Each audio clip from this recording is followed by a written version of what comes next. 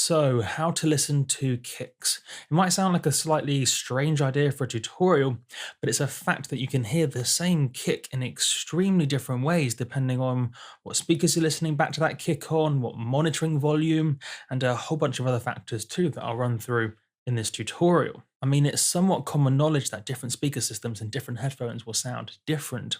But when it comes to kick drums, I'm not exaggerating when I say a kick drum can sound extremely different depending on a whole bunch of factors. First of all, the more commonly known of these factors, and that is speakers versus headphones and speakers in a given room. When you play a kick drum through speakers, you're not just hearing the sound directly into your ears, you're also hearing the sound bouncing around the room and then going into your ears. And what you'll find is the low frequencies, which of course are insanely important for a kick drum, these low frequencies will bounce around the room and create spots where certain frequencies sound louder than they should, and other spots where certain frequencies will sound quieter than they should. And of course, the exact locations of these spots will be entirely dependent on your speakers, your configuration, and your room. If you use studio monitors yourself, this is a test you absolutely must do.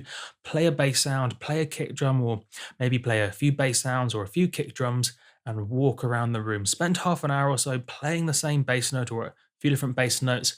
Walk around the room and learn how the bass sounds wildly different depending on what spot your head is in that environment. And therefore, as a result, it can be incredibly hard to objectively determine what you're creating because your room is influencing what you're hearing. And for that reason, I personally suggest that you use headphones as your primary way to design kick drums, because then you don't have the influence of the room. The sound goes directly into your ears without the room interfering. Not to mention, you can also hear more detail in headphones compared to monitors. But there are some other factors too, the most important of which isn't commonly known, or at least isn't commonly thought of as much, is how monitoring volume, or basically the volume you have your headphones or monitors, determines how you hear the balance of frequencies, how much bass you hear effectively. Let me show you. So I have some kick drums here. Now what I want you to do is, for the first loop, have your sound card or your volume very quiet, but then as I loop through the second time, turn it up really loud. And I'll do this twice,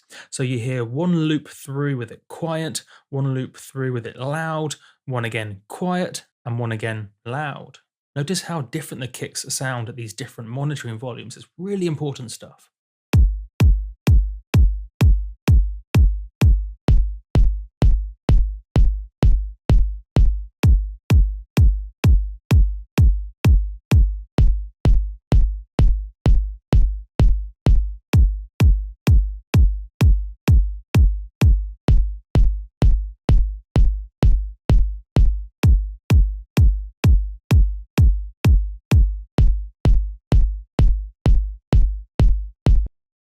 The most important concept, which I hope you heard there, is when you turn it up loud, you hear lots of bass, but when it's quiet, you hear almost no bass. In fact, if you have it very quiet, you'll definitely hear no bass at all, and even the higher frequencies will start to roll off a bit. But the most important thing is this lack of bass when you play it quiet. It's the same kick no matter what volume you have your sound card, but you're hearing it in a very, very different way. The importance of this can't be overstressed, and for that reason, what I recommend you do when designing kick drums is every minute or two, every 30 seconds, every 2 or 3 minutes, adjust the monitoring volume on your sound card.